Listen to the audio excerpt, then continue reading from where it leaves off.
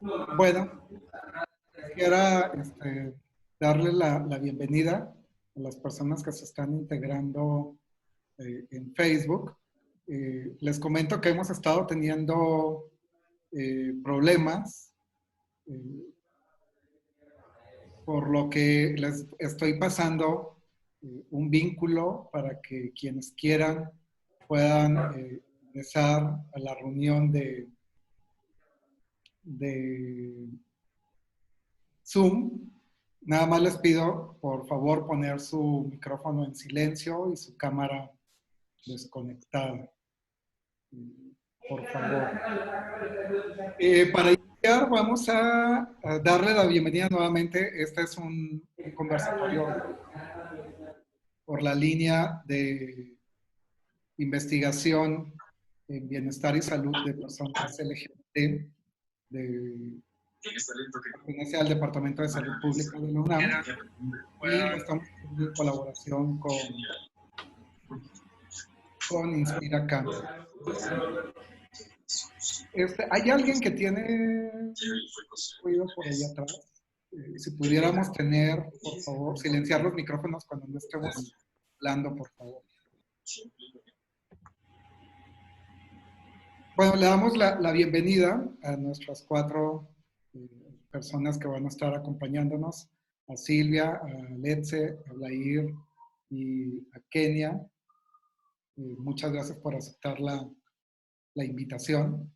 Y pues ahora sí les pediría a ustedes se presenten para iniciar este diálogo en el marco del 17 de mayo, que es el Día Internacional contra la Lesbo, Homo, Bi y Transfobia. Pues, ¿quién quisiera iniciar con su Pues si quieren empiezo yo. Mi nombre es Alex Estrada, tengo 27 años, soy de aquí de la Ciudad de México y bueno, ahorita trabajo en una agencia de viajes japonesa. Gracias, Alex. Hola, buenas tardes, gracias por la invitación. Soy Silvia Susana Jacome, tengo 65 años, nací en la Ciudad de México, pero tengo ya como 18 años viviendo en Jalapa, Veracruz, y soy sexóloga educativa. Bienvenida, Silvia. Gracias. Bueno, mucho gusto, soy Blair Mandojano Baños, tengo 20 años y actualmente no estudio, pero trabajo enseñando idiomas. Bienvenida. Hola, buenas tardes. Mi nombre es Kenia Cuevas, directora general de Casa de las Muñecas Tiresias y también directora general de la Casa Hogar Paola Buenrostro. Soy defensora de derechos humanos, tengo 46 años y bueno, muy emocionada por compartir con ustedes. Muy bien, pues creo que todas las personas aquí estamos muy emocionados de escucharles. Y el primer tópico por el que vamos a empezar es un tópico que nos puede llevar bastante tiempo, entonces le voy a pedir participaciones muy concretas. El primer tópico tiene que ver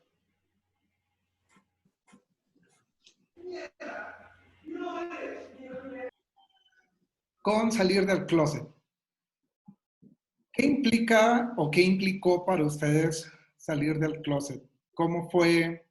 ¿Cuáles fueron sus principales miedos? ¿En qué momento de su vida fue? ¿Ya salieron del closet o no han salido del closet? ¿En qué consiste salir del closet? Muy breve, por favor. Pues comienzo. Yo, como lo mencioné, tengo 65 años, entonces, pues bueno, cuando yo era niña, de estos temas no se hablaba, no había información, no había referentes. Entonces yo estaba muy, muy confundida porque desde muy chiquita me juntaba con las niñas, jugaba a la comidita, después me ponía la ropa de mi mamá a escondidas. Entonces yo intuía que algo pasaba conmigo. En algún momento llegué a pensar que yo era una niña, por eso hacía todo esto, pero fue poco antes de entrar a la adolescencia, me hablan del pene y la vulva, que yo entonces no tenía ni la más remota idea, y pues me queda claro que biológicamente yo no era una mujer. Y me da mucho miedo, no lo hablo con nadie, ¿no? Ni con mis papás, ni con mis amigos, ni mi hermano, por el miedo a la discriminación y a las burlas.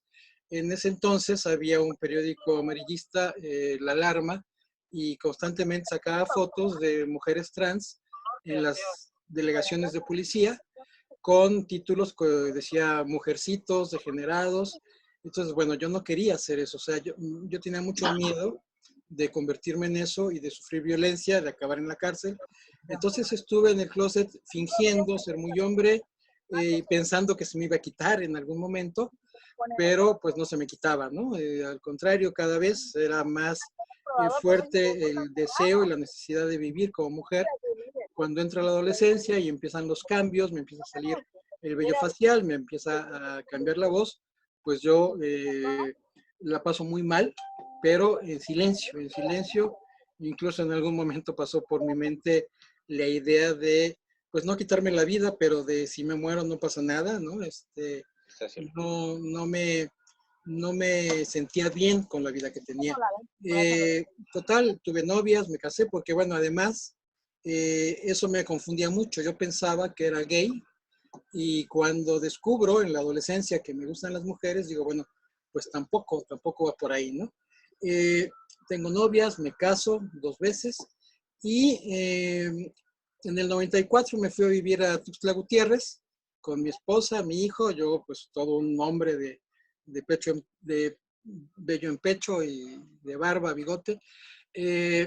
Pero en el 99 regreso a la Ciudad de México porque, bueno, hubo cuestiones ahí muy complicadas en Chiapas. Yo me regreso a la Ciudad de México a buscar trabajo y es cuando me empiezo a conectar con el Internet, ¿no? O sea, en algún lugar me piden mi correo electrónico, que mande mi currículum por correo electrónico, y entonces digo, bueno, ¿qué es eso? Me explican y se me abre un horizonte amplísimo, ¿no? Es decir, ya no tenía que dar la cara, ya no tenía que hablar de mis problemas de frente, sino que podía hacerlo inventando un nombre diferente, con un correo electrónico con otro nombre. Y entonces empiezo a buscar información y me topo con un grupo, yo ya vivía en la Ciudad de México, un grupo de personas trans, se reunían en el Parque Hundido, el grupo EON, y es cuando voy, muerta de miedo, con muchos nervios, pero también con mucha emoción de encontrar gente como yo, y pues es cuando me doy cuenta que no estoy loca, no estoy enferma, y pues empiezo ya a primero aceptarme como una mujer trans. Yo tenía mis dudas si era travesti, era transgénero, transexual, me explican, me asumo como una mujer transgénero, y entonces pues ya empiezo a salir del closet. Fue muy complicado porque yo estaba casada y ya con un hijo de este segundo matrimonio, pensando que mi esposa me iba a apoyar, pues no ocurre así. Y bueno, del 99 al 2006 es un proceso muy, muy complicado con ella. Terminamos divorciándonos en el 2006 y en el 2008 ya empiezo a vivir de tiempo completo como mujer. Fue un proceso largo, fue un proceso difícil, pero bueno, gracias a Internet y a la información que pude obtener y a estos grupos de autoapoyo, es que pude tener pues ya una mayor aceptación de mí misma. Y coincidió que además en el 2002 me vengo a vivir a Jalapa y eso como que me ayudó mucho porque pues ya no era el miedo de que me vean. Yo seguía trabajando como hombre en la universidad, llegué a trabajar para la Universidad Veracruzana, pero los fines de semana ya me expresaba como mujer para ir al banco, para ir al cine, para ir a cualquier lado, y desde el 2002. Y así fue paulatinamente hasta que llegó un momento en el que dije, no, pues ya es imposible seguir viviendo como hombre, y como les dije hace un momento, en el 2008 empiezo a vivir ya como mujer, y bueno, también muy complicado por cuestión de vivienda, por cuestión de trabajo, por cuestión de documentos, pero pues hoy en día estoy muy feliz, muy contenta, ya con incluso un reconocimiento legal de mi identidad, y pues con un trabajo también donde pues puedo hacerlo desde mi condición femenina. Gracias, Silvia.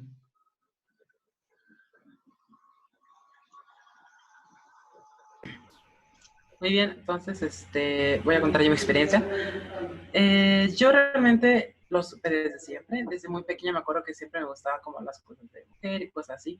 Realmente eso no es como, que me gustan las muñecas y por eso soy mujer. Más bien es lo contrario, ¿no? O sea, me identifico como tal y por la sociedad que nos dice la mujer tiene que tener esto, es que uno como empieza como a meterse en los intereses, ¿no?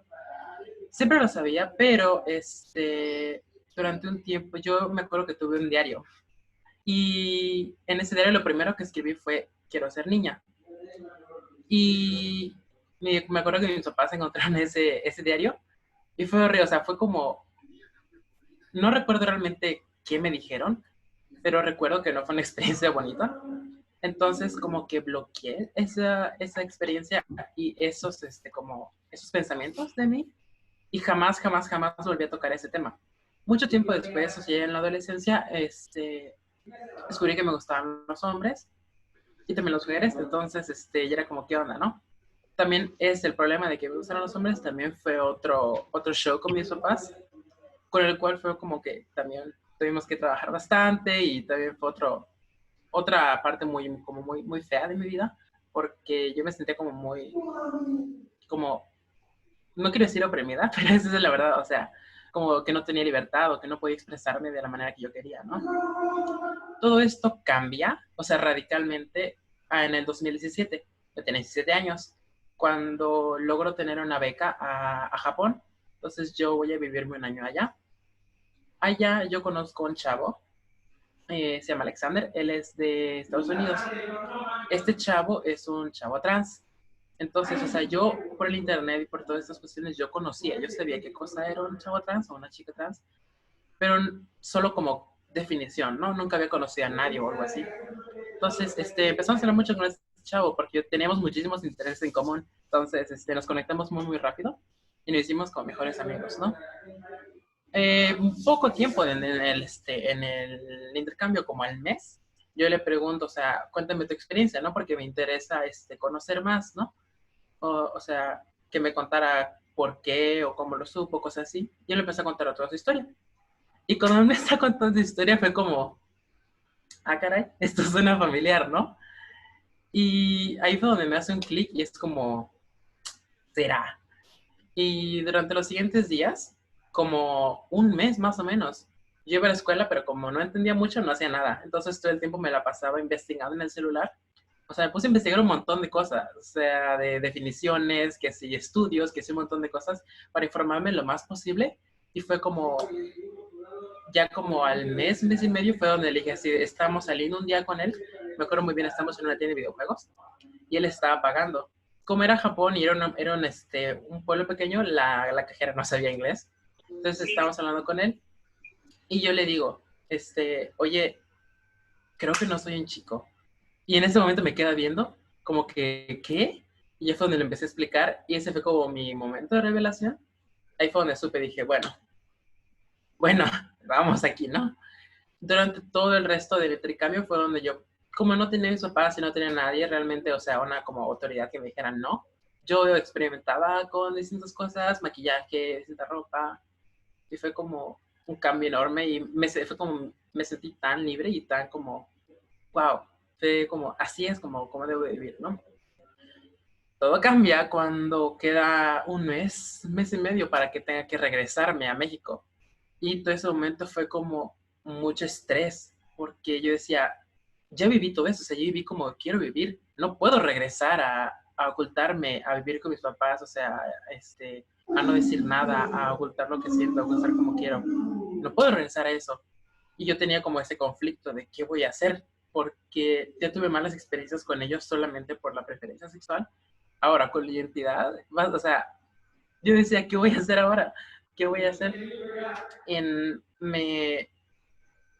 Ese último tramo fue muy bajo emocionalmente para mí y realmente sí llegué a tener pensamientos suicidas, pero yo le contaba todo esto a Sander y él lógicamente se asustó y le dijo al intercambio, a la compañía de intercambio, que yo me iba a matar, porque ella se había ido de Japón. Y yo o sea, al principio fue como, ay, ¿cómo vas a decir eso? Qué tontería. Pero la mañana siguiente me marcan de México, que si me marcan de Japón, me marcan en todas partes. Es como, ¿qué estamos haciendo? Yo, como que, ¿qué está pasando? No entiendo, o sea, fue como todo muy rápido, hasta que me dijeron, uno de México me dijo, bueno, no te vamos a regresar ni nada, pero tenemos que hablar de esto con tus papás. Y yo me quedé así de, no, pues, o sea, no puede ser, no puede, o sea, no puedo estar yo acá, ellos allá y hablar de esto así, o sea, la nada. Entonces, me dijeron que estaba en riesgo de regresarme, de que me regresaran a México, y fue donde yo dije, no, o sea, tengo que hablar de mis papás con esto yo, no puedo dejar que se enteren de otra forma. Entonces es donde yo le marco a mi mamá, porque ella es como la que siempre le tenía más confianza. Le marco y le digo, está pasando esto, esto y esto. Y además soy trans. Y se queda así de, espera, ¿por qué me dices esto? Ya le empecé a explicar rápidamente. Pero fue como todo eso muy rápido porque el foco principal no era resolver esto de trans, sino de que no me regresaran a México, porque me faltaba muy poco tiempo para regresar, entonces no íbamos a cambiar los vuelos y todo esto. Entonces lo primero era arreglar ese problema. Lo arreglamos. Ya regresar a México no hablamos tanto de eso, hasta como 2 meses después, donde se sentó a hablar conmigo y es como, ¿qué está pasando? O sea, ¿qué es lo que piensas? Así yo investigo un poco y ha sido un viaje más o menos largo. Y...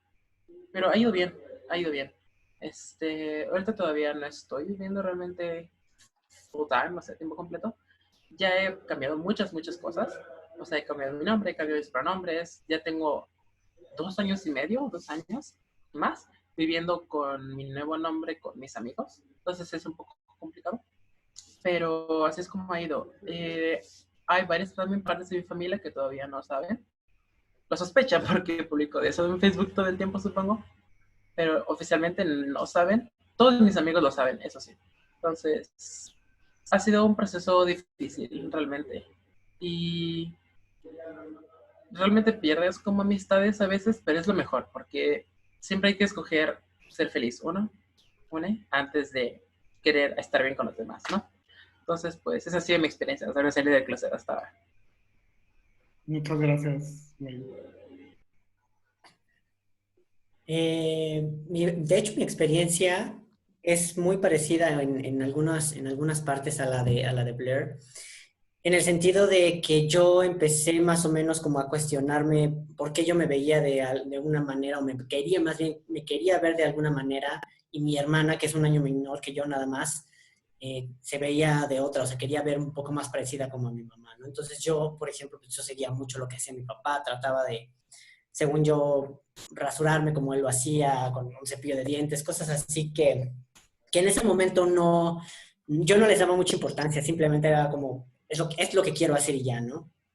Y bueno, supongo que tuve la fortuna en el sentido de que me dejaron hacer y jugar con lo que yo quisiera en mi infancia, que si yo quería que me compraran boxers, me los compraban, si yo me quería vestir con un traje de, no sé, básquetbol, me lo compraban. O sea, la verdad es que mis papás en ese entonces eran muy permisivos. No sé si porque tampoco le daban ellos importancia a cómo me quería vestir, o si de repente estaban más centrados como en otras cosas, ¿no? Pero la verdad es que en ese sentido yo nunca me cuestioné nada hasta que a la edad de unos 10 11 años igual llega el internet a mi casa. Empiezo pues investigando blogs y doy justamente con una como explicación medio burda de que las personas trans eran aquellas personas que se operaban para poder pertenecer al otro sexo, ¿no? Entonces, en ese momento como que no coincidía cómo es que una persona podría operarse para cambiar de sexo y no era algo que en ese momento me describiera a mí, porque pues tenía 11 años, 12 años a lo mucho, y no pensaba operarme de nada en ese entonces. Entonces, lo descarto, y lo más parecido a lo que doy, de lo que yo en ese entonces sentía que era que ya me empezaban a gustar las chavas y demás, era que pues igual era una mujer lesbiana, nada más que muy masculina. Y salgo del closet así, primero con unas primas, después ya entrando a la secundaria salgo del closet con mis amigos, con mi mamá. Bueno, más bien la escuela me saca del closet con mi mamá. Y en ese momento sí me pega muy fuerte que piensen que es algo derivado de la separación de mis padres, por ejemplo, o derivado de algún trauma que sufrí, o derivado de que veo ciertos programas y no que lo atribuyeran a que era una parte de mí. Y la verdad es que por llevarles como la contraria, tomé esta como posición muy a la defensiva, ¿no? Con la gente y como que me cerré. Me cerré y ya no se hablaba del tema, simplemente era lo que era y punto. En prepa, más o menos, me llevan al sexólogo. El sexólogo, buen sexólogo, le dice a mis papás, pues su hija es lesbiana, ¿qué quieren que hagamos?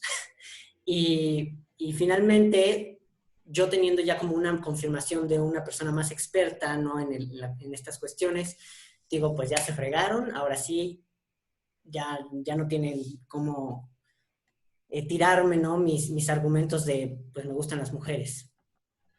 Y eso es todo.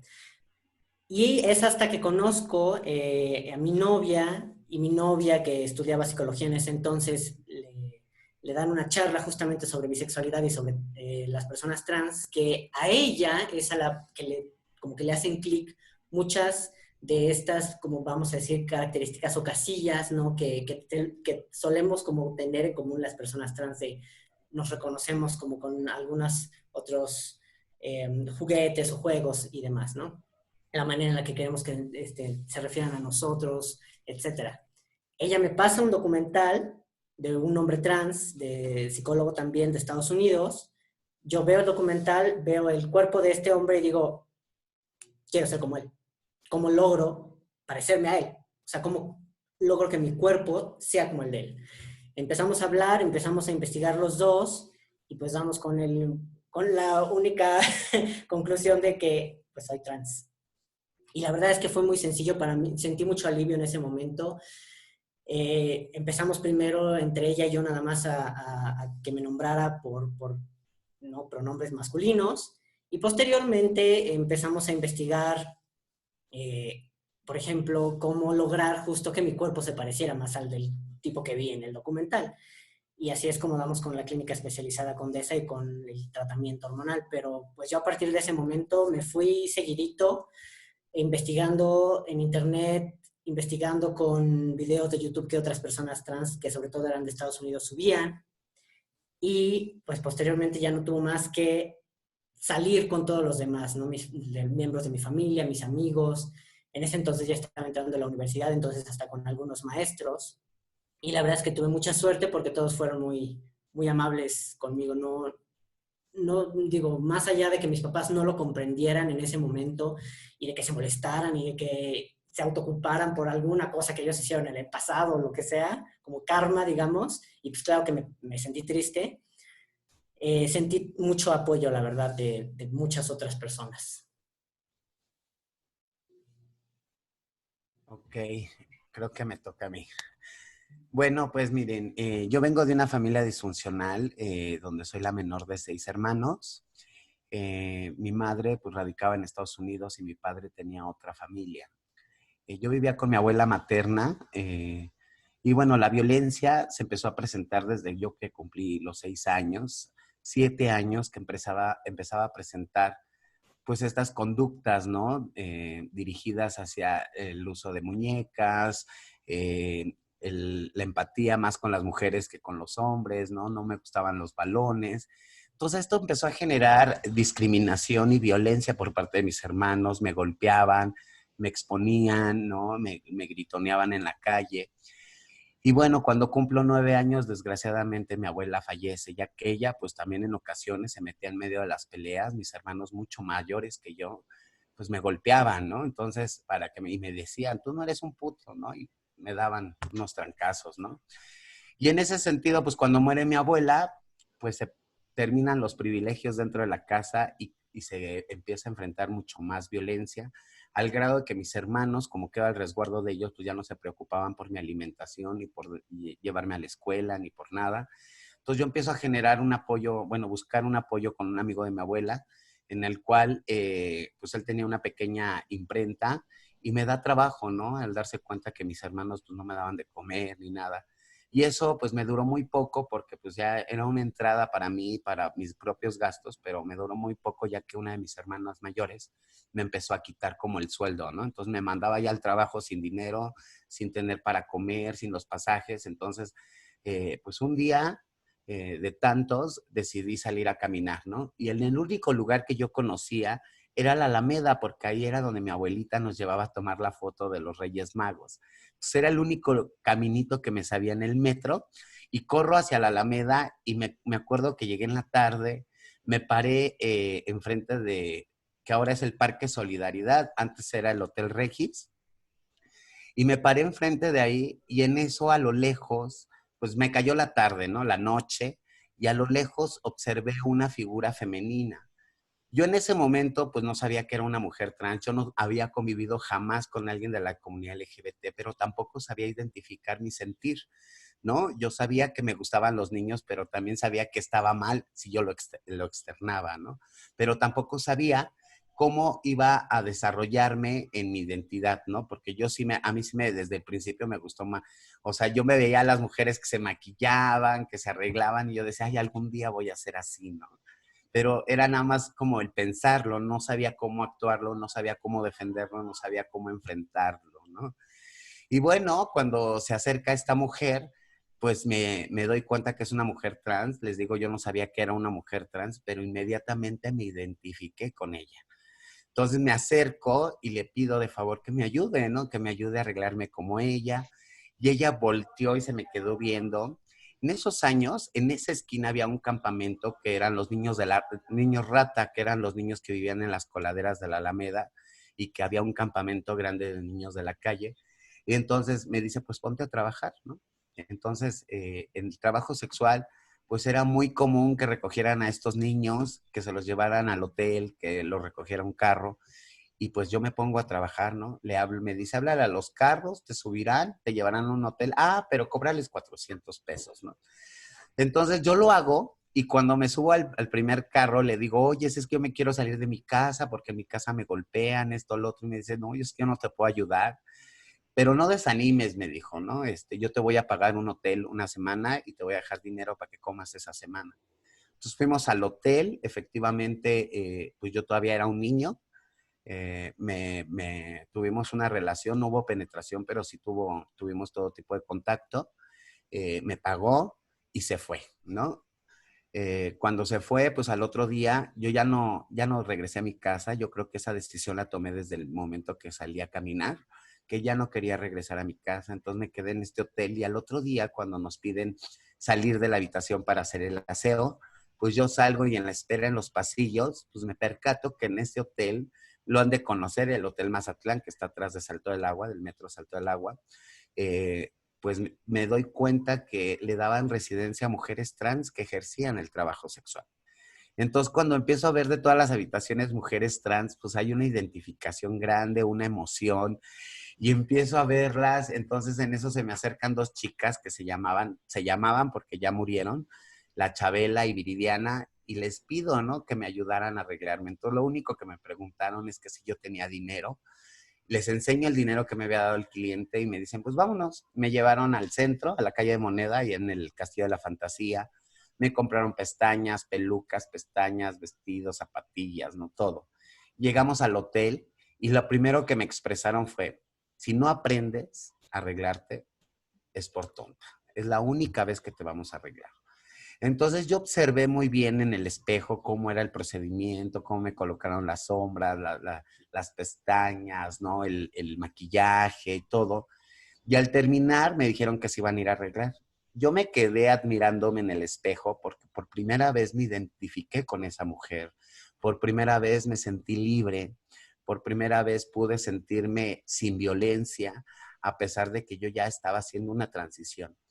Y bueno, pues cuando regresan a las 2 horas después de que ya se arreglan, me dicen, pues vámonos a trabajar, ¿no? Entonces, les digo que a dónde y me dicen, no, pues vámonos al trabajo sexual, ya te gastaste lo que tenías y de qué vas a vivir mañana, ¿no? Entonces, yo me voy con ellas, me presentan a la Madrota y en Álvaro Obregón e Insurgentes, que es la que me dice cuál va a ser mi cuota. Y pues una de las primeras demandas que tuve como trabajadora sexual fue el uso y consumo de drogas, ¿no? A los 9 años, pues era obvio, más que obvio, que pues los clientes me buscaran, me subieran y yo subía y bajaba, ¿no? Pero la reflexión aquí es que yo, desgraciadamente por la violencia, la discriminación, tuve que forzar mi transición de un día para otro. Y de un día para otro ya estaba colocada en el trabajo sexual y a los pocos meses de haber llegado al trabajo sexual, pues me empiezo a enfrentar con varias cosas, ¿no? Les digo, una de esas es el uso de drogas, en el cual los mismos clientes me pedían consumir si querían contratarme, si yo quería que me contrataran. Entonces empecé a acceder. Al principio, pues, son una niña de 9 años, sin experiencia, sin conocer cómo funciona el mundo ni qué son las drogas, pues le empiezo a entrar, ¿no? Al principio fue muy esporádicamente, después fue creciendo el consumo al grado de llegar a una condición de calle. Y vuelvo a regresar a esa alameda donde vivían estos niños, pero ya no llego como de pasada, sino ya llego a quedarme a vivir en esas coladeras, a pedir dinero en los semáforos, a limpiar parabrisas, a buscar dinero para conseguir 20 pesos para comprarme una dosis de cocaína en base, ¿no? Entonces, pues así fueron muchos años de consumo. Empecé a vivir más violencia cada vez que vivía más en la calle, llegando a uno de los picaderos cuando cumplo 28 años, pues efectivamente llega un operativo de la Policía Federal y en eso negocian con la vendedora y la vendedora me pone a mí y pues me voy al penal de Santa Marta, ¿no? También cuando una de las primeras cuestiones que tuve recién de mi transición a los 13 años fue el contacto con VIH, y pues yo en ese momento pues yo no sabía defender, ¿no? Ni la salud, ni nada, entonces dejé que pasara y creo que mi refugio fue más con las drogas, ¿no? Dejé de defender mi transición precisamente porque esto fue un círculo vicioso para mí y sin embargo la cárcel me vino a enseñar muchas cosas, ¿no? Me vino a enseñar otra vez a recuperar esa parte de mi transición, me vino a enseñar esta parte de la humanidad, del contacto con las personas vulnerables, pero también el acompañamiento que se les puede brindar, ¿no? Desde el amor, desde el cariño, desde la comprensión. Y es donde empiezo a retomar de nuevo todas las ganas, ¿no? De salir adelante, de luchar por mi transición, de luchar por mi condición, por lo que a mí me gusta. Y creo que en esa lucha pues no ha parado, ¿no? Porque seguimos trabajando en pro de derechos humanos. Desgraciadamente también me toca presenciar el transfeminicidio de Paola Buenrostro, en el cual, pues a raíz de este Kenia, transfeminicidio, es cuando logramos hacer Kenia, esta casa. Kenia, Muchas gracias. te voy a interrumpir poquito porque justo creo que lo que hablas ahorita sobre Paula, lo vamos a poder platicar adelante, que es cuando hablamos de temas. Pues Eh, gracias. pero quisiera retomar algunos puntos que me parecen eh, importantes resaltar, y es algo que la mayoría de las personas han hablado sobre esta parte del desconocimiento de la categoría trans. En el conversatorio pasado de mujeres lesbianas, hace una hora, se hablaba un poco, se problematizaba de si era importante o no tener etiquetas. Y mucha gente ve como negativo estas etiquetas. Dicen, ay, es que entre más etiquetas, más estigmatizan. Pero según sus relatos, probablemente el hecho de haber conocido la categoría trans desde muy temprano, probablemente hubiera sido de más ayuda para ustedes de poder... Sobre el tema de la discriminación, quisiera que nos contaran sobre todo una experiencia, pero muy, muy, muy concreta, sobre todo porque vamos sobre el tiempo. ¿Cuál ha sido la experiencia de discriminación que les ha marcado eh, más fuerte? O sea, y cómo además se supera este tipo de experiencias, porque si bien es cierto, hay cuestiones muy fuertes, pero por otro lado, las personas LGBT tenemos ciertas estrategias de lograr sacar eso. Muchas veces son muy fuertes que podrían aplastarnos, pero salimos adelante. Entonces, ¿cómo hacemos este contraste entre experiencias muy fuertes negativas, pero por otro lado, salir adelante? Pues nuevamente empiezo yo. Eh, cuando yo ya me acepto, cuando ya me acepto como una mujer trans, esto fue pues, alrededor del 2000. No, fue un poquito después porque yo ya vivía en Jalapa, 2002, 2003. Mi hermano vivía en Querétaro. Entonces, mi intención era pues salir del closet primero con mi familia, mi papá, mi mamá, mis hermanos, y lo platico con mi hermano mayor, es un año mayor que yo. Él vivía en Querétaro, nos encontramos en la Ciudad de México en un evento familiar y ya al despedirnos le digo, le pregunto cuándo va a regresar al DF porque quiero platicar algo importante con él. Y me dice que en unas 3 semanas. Pero me dice, ¿de qué se trata? Digo, no, no, me espero a que regreses para platicar con calma. Pero él insistió mucho, dice, por lo menos dime el tema para irlo digiriendo. Bueno, pues dije, bueno, está bien. Entonces le digo que, digo, mira, pues lo que pasa es que yo no me identifico como hombre, yo creo que soy una mujer trans, pero bueno, pero es muy complicado.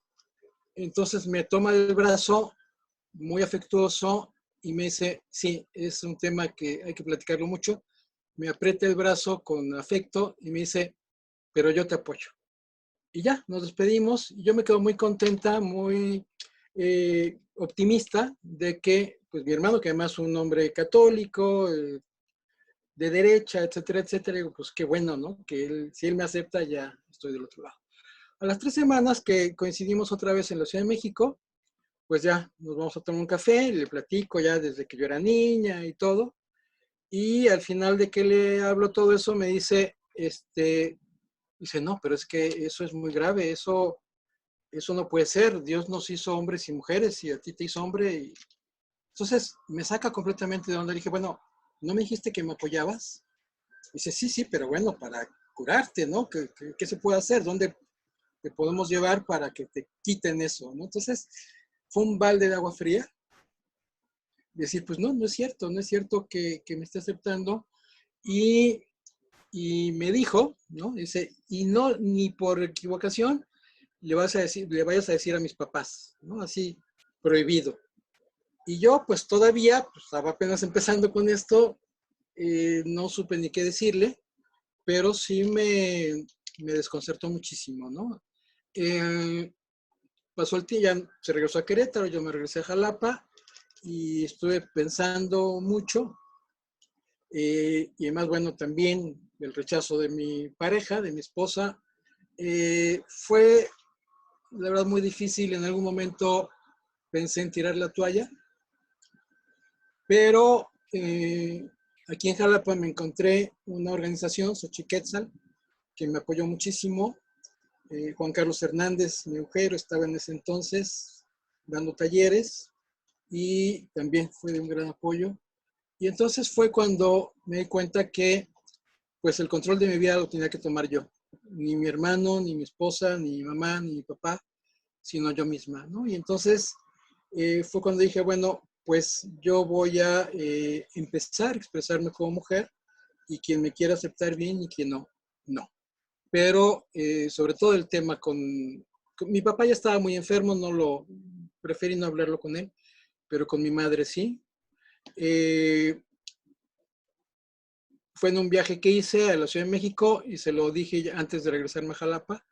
Y bueno, en el primer momento me dijo que estaba loco, que cómo se me ocurrían esas cosas. 3, 4 días me estuvo hablando por teléfono, muy enojada, sin tocar el tema, pero con otros pretextos. Y yo pues la dejé que se desahogara y al final, bueno, me aceptó, ¿no? Con mi hermano, vivía en Querétaro, que será como al año después de eso, me invitan a Querétaro a presentar un libro, gente que me conocía en mi condición trans, y le hablo por teléfono y le digo, mira, es el único favor que te voy a pedir, que vayas a la presentación. Si después de eso sigues sin aceptarme, no te vuelvo a molestar, pero por favor quiero pedirte eso. Fue, y bueno, yo creo que ahí le cambió el chip, porque, pues bueno, vio de qué se trataba, ¿no? Gente que hablaba muy bien de mí, de mi trayectoria, etcétera, Entonces, bueno, a partir de ahí empezó a cambiar. Yo creo que él se imaginaba que, pues no sé qué imagen, ¿no? Incluso me conoció ya físicamente, bueno, con ropa femenina, etcétera, etcétera. Y bueno, pero sí fue un momento muy difícil porque pues yo no quería desligarme de la familia, ¿no? Aunque entendí que pues hay gente de la familia con la que se puede contar y hay gente con la que no. Al final mi madre hoy me acepta muy bien, ¿no? Estoy yo encantada de la vida con ella, pero costó trabajo, ¿no? Entonces sí fue creo que un momento crucial porque además yo estaba apenas empezando, quizá a lo mejor me precipité un poquito en querer salir del closet con la familia cuando yo no tenía todavía los suficientes recursos, pero bueno, pude corregir el rumbo y como 3 o 4 años después, pues fue bien bonito pasar una Navidad ya como Silvia Susana con toda la familia, ¿no? Eso es todo. Gracias, Silvia. Podemos ser, perdón por ser el guardián del tiempo, pero podemos ser más concretos porque estamos sobre tiempo, por favor. Ok, bueno, entonces rápidamente intervengo yo. En cuanto a discriminación, yo creo que, al igual que Silvia, me pegó más como al inicio el rechazo que tuvo mi familia conmigo, ¿no? Y me hablo de mi familia como cercana, que son mis papás, ¿no? Mi hermano mayor, 10 años mayor que yo, es gay, entonces yo ya tenía un previo conocimiento de cómo resultó esa salida del closet de él con mi papá y sabía que no lo había tomado bien. Así que pues yo tenía, ¿no? Más o menos una idea de cómo iba a reaccionar mi papá y qué bueno que me prepare mentalmente porque cuando finalmente le dije que era una persona trans, eh, me dice, no te entiendo, no te acepto, nada más quiero que sepas que te amo, ¿no? Y entonces yo no comprendía cómo era que, ok, cómo dices que me amas pero que no me aceptas. Entonces, en ese momento, yo, como mi novia era la que me había ayudado justamente a encontrar la clínica, a empezar mi tratamiento hormonal y demás, yo regreso como a, no ocultarme, pero sí a estar o a pasar más tiempo con ella y con su familia, porque para mi suerte su familia, que yo le encargué que le dijera a su familia, en ese momento luego me trató muy bien, me empezó a tratar como un hombre y entonces empiezo yo a pasar más y más y más tiempo en su casa a tal grado de que pues me podía yo quedar una semana entera y ellos hasta me llevaban a la escuela, ¿no? Para no tener yo que estar enfrentándome como a la violencia constante, sobre todo de mi papá en las noches, que a fuerza se quería poner a platicar, que realmente nada más eran ataques de su parte, ¿no? O sea, por suerte en la escuela no sufrí ningún tipo de discriminación, nunca me negaron entrar a ningún lado, ni mucho menos. Entonces, realmente sí, yo creo que venía mucho más como de mi núcleo familiar en el momento.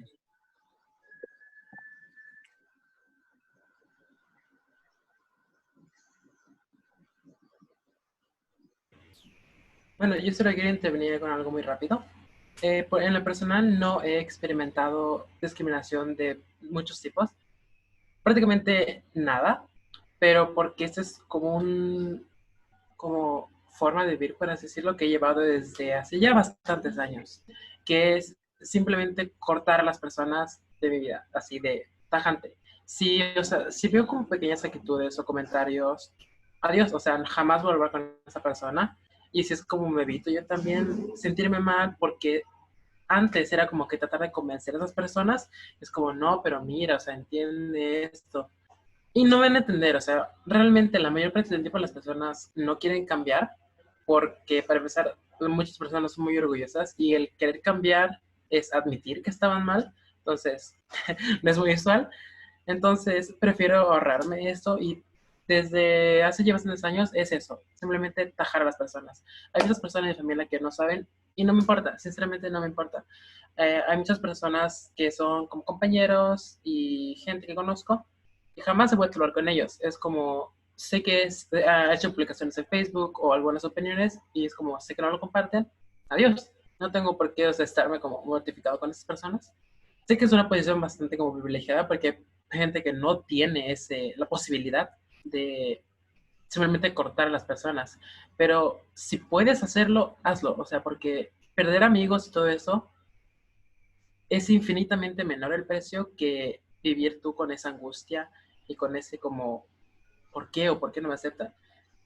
No importa, simplemente es lo que yo he hecho, cortar a las personas de vida. Y sé que si no hubiera hecho eso, muchas personas me hubieran afectado de varias maneras, pero he decidido que yo soy quien debe tomar las riendas, ¿no? De mi vida.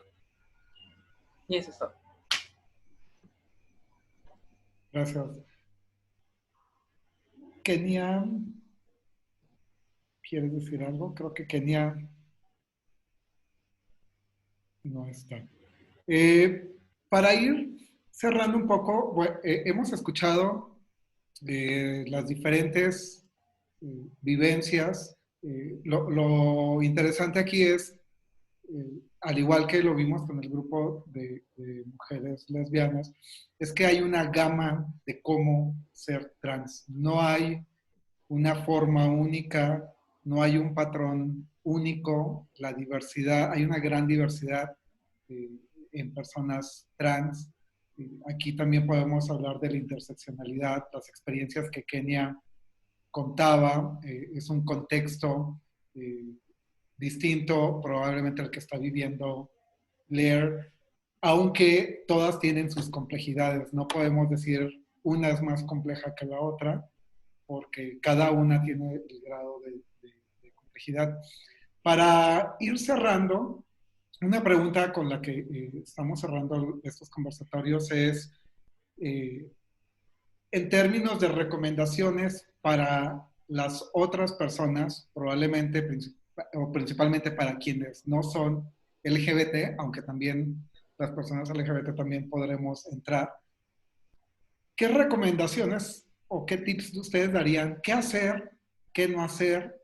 ¿Y por qué? Porque además no solamente es decir, no hagas esto en una forma políticamente correcta, sino también tendríamos que entender el por qué, ser conscientes, ser reflexivos del por qué no debemos decir o hacer qué cosa.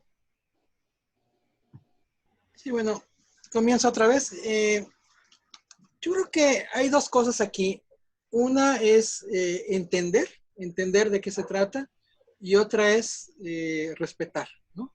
Eh, si se entiende, pues es lógico que se respete.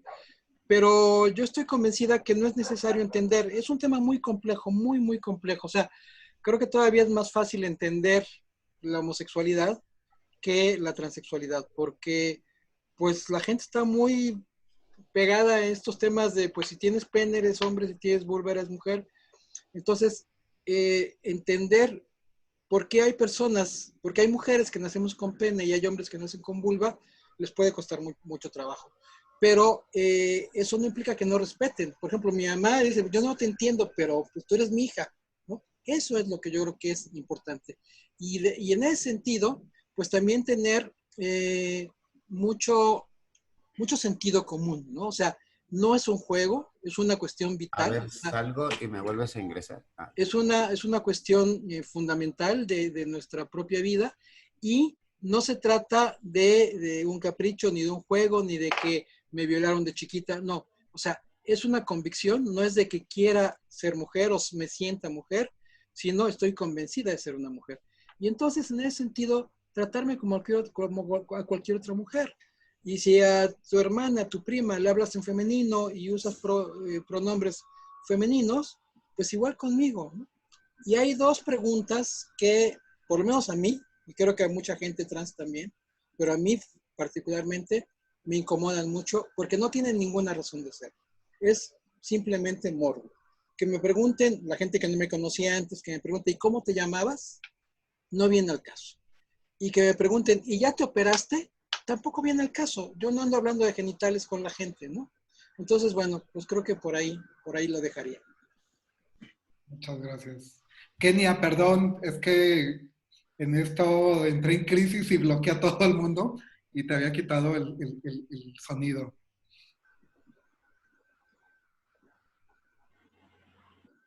No te estamos escuchando, necesitas activar tu sonido.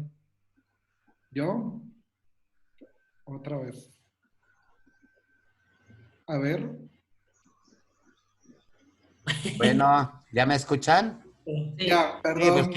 quien me bloqueó fue ustedes, no yo. Sí, yo lo bloqueé porque entré en crisis después de ese video que no me escandaliza, pero se me hace, pues fue un atentado realmente. Pero Bueno, pues bueno, miren, en el tema que me quedé yo, pues una situación que a mí me marcó mi vida y pues muchos de ustedes lo saben, fue el caso de Paola Buenrostro, que me toca presenciar el transfeminicidio, pero me tengo que enfrentar en una lucha con las instituciones, con la fiscalía, con otros factores que van involucrándose. Y eso me generó pues visualizar realmente si yo estaba haciendo algo, ¿no? Si realmente estaba forjando algo para cambiar esta violencia que se ejerce el día a día con nosotras como personas trans. Y eso a mí me marcó mucho al grado de que pues yo era tan feliz porque así había construido una vida como trabajadora sexual, pues salir los fines de semana, tener al marido, tener a la mascota, ¿no? Y así era mi vida y así era feliz. Sin embargo, con toda esta violencia, pues tuve que emprender pues toda una organización, tuve que luchar por visibilizar los asesinatos principalmente, pero también la discriminación institucional, social, que se va generando el día a día, ¿no? Desde que tú buscas cualquier derecho, pues te enfrentas, ¿no? Con una problemática de discriminación. Y bueno, a mí en lo particular me transformó, me generó cambios en mi vida emocional, físico, cultural, socialmente, porque ya no pude seguir laborando hasta lo que yo sabía hacer, ¿no? Que era el trabajo sexual. Ya no pude ejercerlo, ya no pude también ser promotora en prevención porque yo lo hacía con mujeres pares en trabajo sexual.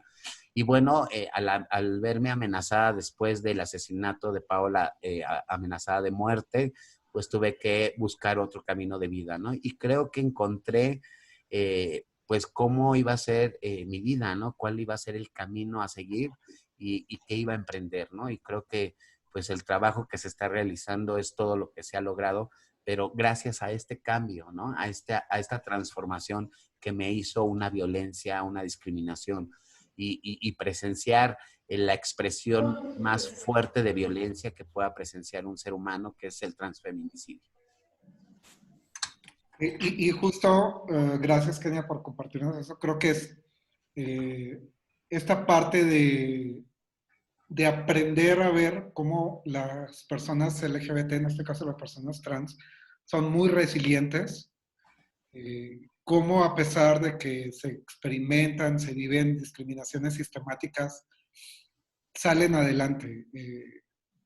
De pronto, digo, es muy jodido pensar eso, o sea, ay, qué chido, en este sentimiento muy, muy rosa de te vas a volver más fuerte, son lecciones que tienes que pasar, y yo creo que no son lecciones que tendrían que pasar, si bien es cierto, se vuelve uno más fuerte, pero no tendrían que suceder esas experiencias. Yo Y creo creo que el tema de la violencia se normaliza, ¿no? Llega un momento en el que recibes tanta violencia que crees que es parte de, ¿no? Y eso me pasó a mí, ¿no? O sea, a mí me violentaban en la calle y yo ya hasta sabía qué contestarles, ¿no? Porque tanto lo normalizaba en mi vida y era lo mismo que yo ejercía, ¿no? Al mismo tiempo que la recibía, ¿no? ¿Por qué? Porque fue lo que aprendí en la calle, lo que aprendí en los contextos que a mí me tocaron vivir.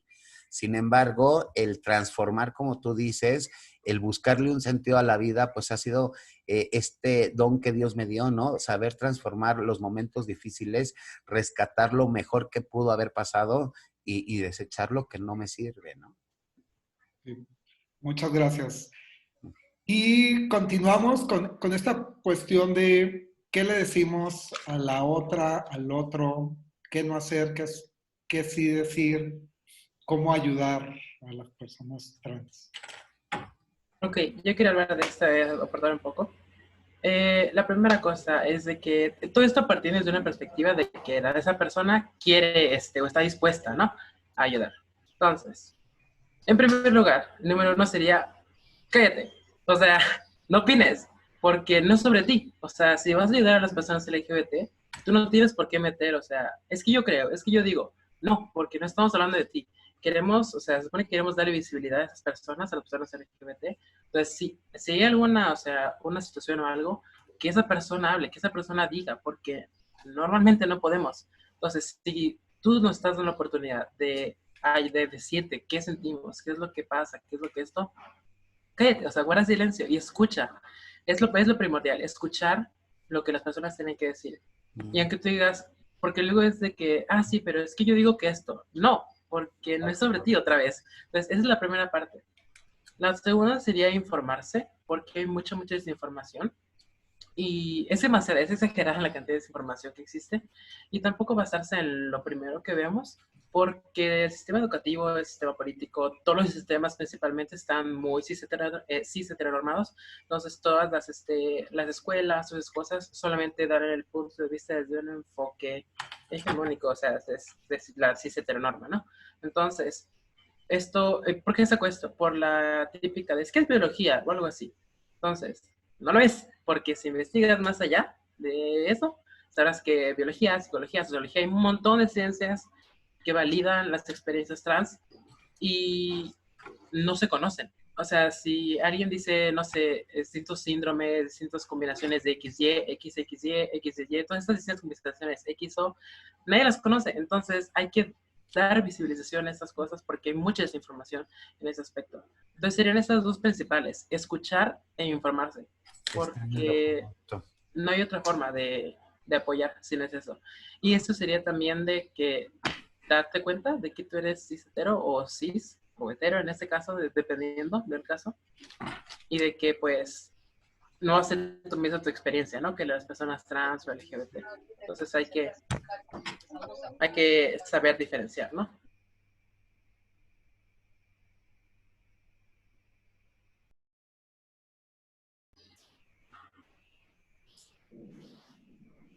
Sí, yo creo que concuerdo mucho con Blair también. Tengo como mi listita como de pasos para decirle a una persona cis, ¿no? Sobre lo que en este caso debería ser para apoyarnos. Yo lo llamo el CIPET, porque es, primero, callarse sobre lo que no sabes, ¿no? Que es un poco sobre lo que decía Blair, no opinar. Investigar sobre lo que no sabes, ¿no? Si quieres saber algo, ya hoy en día existen las herramientas literalmente en la palma de nuestra mano para poder dar una leidita rápida, incluso una pasada sobre el tema, ¿no? Y la última es preguntar sobre lo que crees que ya sabes, ¿no? Y es básicamente confirmar directamente con las personas trans cómo es nuestro sentir, ¿no?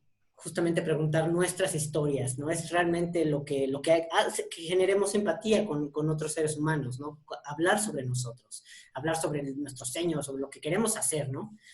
Y finalmente creo que tener mucha paciencia de ambos lados, ¿no? Tanto para poder explicar el tema como para que la otra persona trate de tener una idea, ¿no? Porque como dice Silvia, no es necesariamente que me entiendan por completo. Simplemente es que comprendan que soy una persona merecedora de respeto, ¿no? Y que no, o sea, ya no hay para atrás, ¿no? No podemos dar vuelta atrás a los derechos humanos que se han logrado, ¿no? Es más bien como darle más, ¿no? A las personas.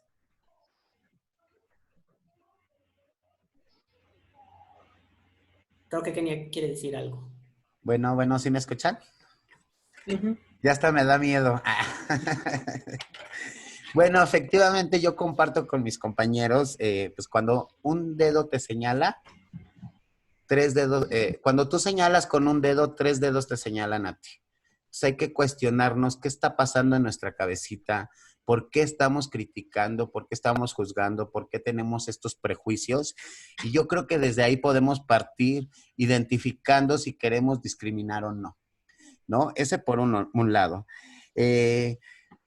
Algo que yo siempre les digo es que no pregunten cómo te gusta que te digan, ¿no? O sea, tan fácil es preguntar cuál es tu nombre, ¿no? O sea, eso es muy común en todos lados, ¿no? O cuando te dicen, ay, es que yo tengo un montón de amigos como tú, ¿no? O sea, y que me caen bien y que son bien padres, ¿no? O sea, pues dejemos de hacer especulaciones. Yo creo que una de las herramientas que hemos invisibilizado rotundamente es abordar estos temas desde la educación, impulsarlo desde la sociedad civil, desde nuestras luchas, que realmente en la educación básica de este país se pueda implementar algún material informativo sobre las expresiones, sobre la sexualidad, sobre el género, para que los niños desde su aprendizaje académico puedan identificar estas expresiones, estos géneros, y de esa forma ir disminuyendo la discriminación.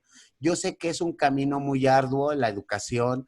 Yo estuve intentando meter algunos materiales, buscando esta empatía por las autoridades académicas.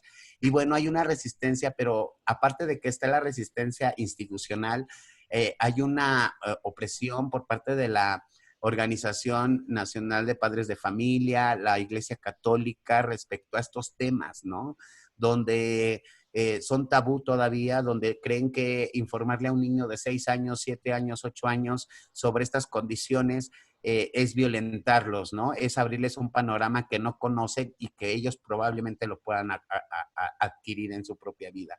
Y algo que mencionaba Carlos, es que pues algo que sí es cierto es cómo podemos ir enseñando, ¿no? Desde la buena educación para que estos estigmas, esta discriminación disminuya y empecemos a visibilizar con una perspectiva de género, con una perspectiva de derechos humanos, que todos somos seres humanos. Yo escuchaba hace rato que decían que las etiquetas son malas, sí es cierto, pero son muy necesarias.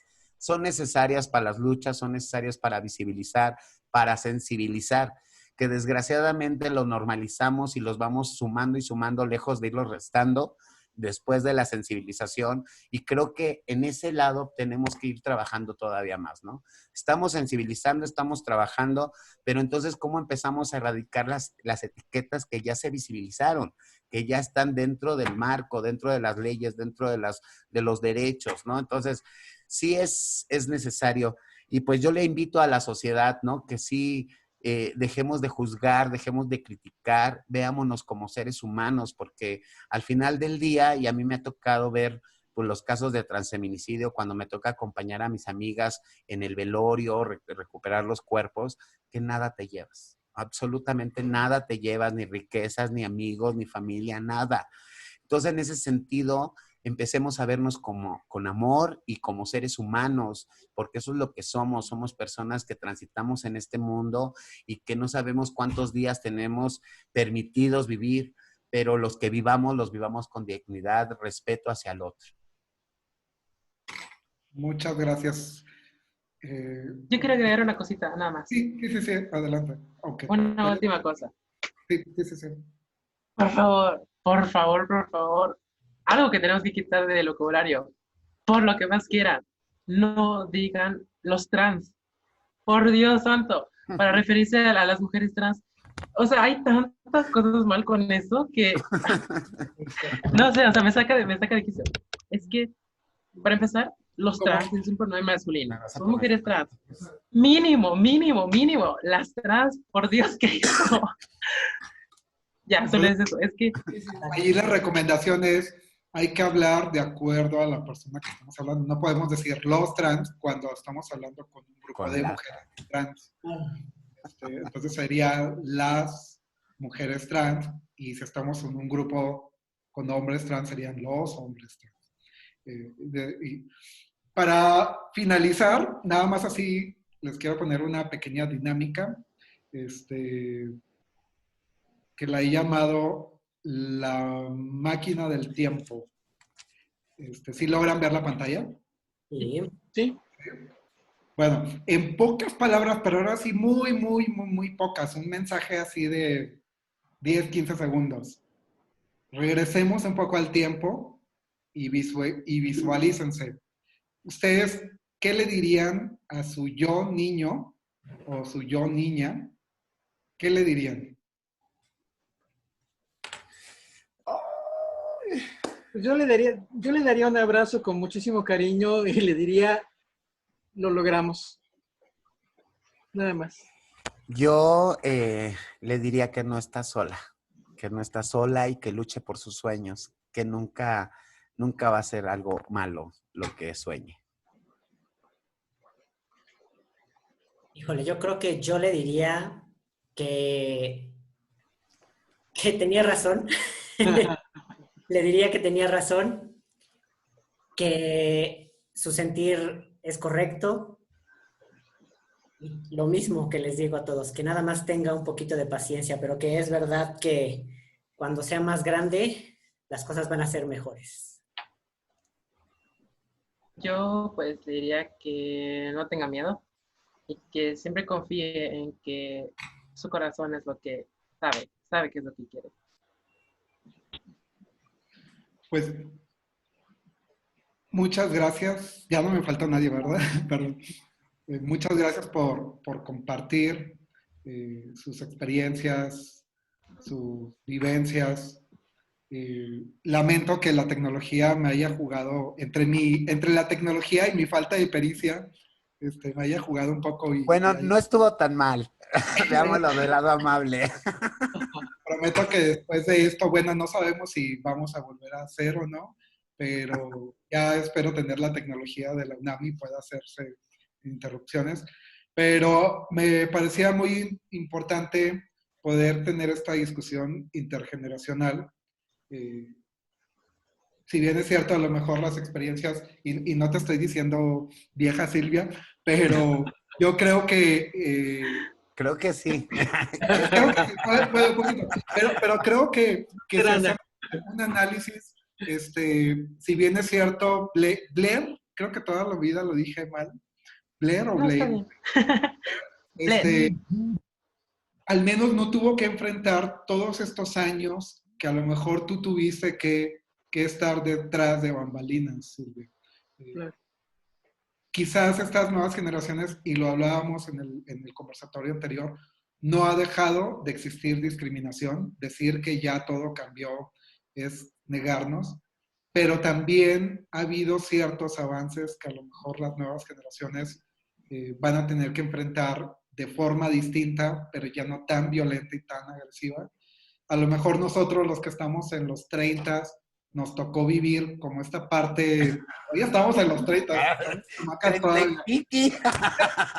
A lo mejor nos tocó vivir un poco lo jodido de las generaciones primeras, pero también nos tocó ver un poquito de luz de las nuevas generaciones. ¿Cuál es ya para finalizar, cuál es su reflexión en este diálogo intergeneracional? ¿Ha habido cambios? ¿No ha habido cambios? ¿Seguimos igual? ¿Hemos Yo quiero mejorado? darle un mensaje Sí, rápidamente, principalmente a Silvia, que o sea, tú quizás no lo ves así, pero realmente es una gran acción, es una gran inspiración, simplemente que existas, que estés ahí. Y muchas personas trans, jóvenes, o sea, ver a una persona trans, otra vez no decir vieja, pero o sea, digamos Adulta mayor. con juventud acumulada. es, es increíble, es muy inspirador y da una fe y es como, sé que no llegué hasta acá, sé que puedo llegar hasta allá. Y solamente con vivir, con estar ahí, es un gran mensaje que estás dando y te lo agradezco.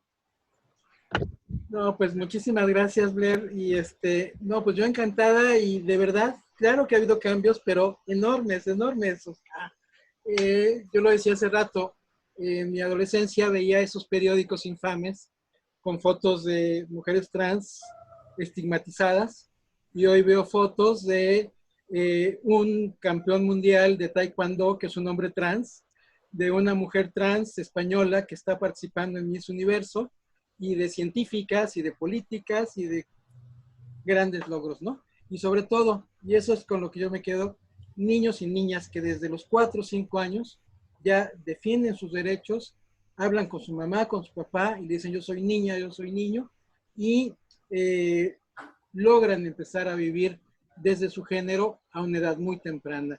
Eso para mí es importantísimo y me permite tener esperanzas en que dentro de pocos años, pocas generaciones, pues este tipo de conversatorios ya no sean necesarios. sino que simplemente seamos seres humanos, sin etiquetas, sin distinciones, sino gozando todos y todas y todes de los mismos derechos. Yo, pues yo igual, de igual forma me llevo una reflexión de aprendizaje, de seguir construyendo, pero con el aprendizaje que se va adquiriendo el día a día. Yo sigo aprendiendo de mis compañeras, sigo aprendiendo de las luchas, sigo aprendiendo de las personas. Y bueno, pues lo único que les quiero decir es que no están solas, también a todas las personas trans, hombres y mujeres, no están solas. Hay mucha gente que estamos luchando, que estamos haciendo trabajo de campo, trabajo de incidencia política, precisamente para visibilizar que también hemos sido discriminadas por parte del colectivo LGBT, ¿no? Sin embargo, pues lo único que me resta decirles es que ahora nuestra venganza será que seamos felices, chulas.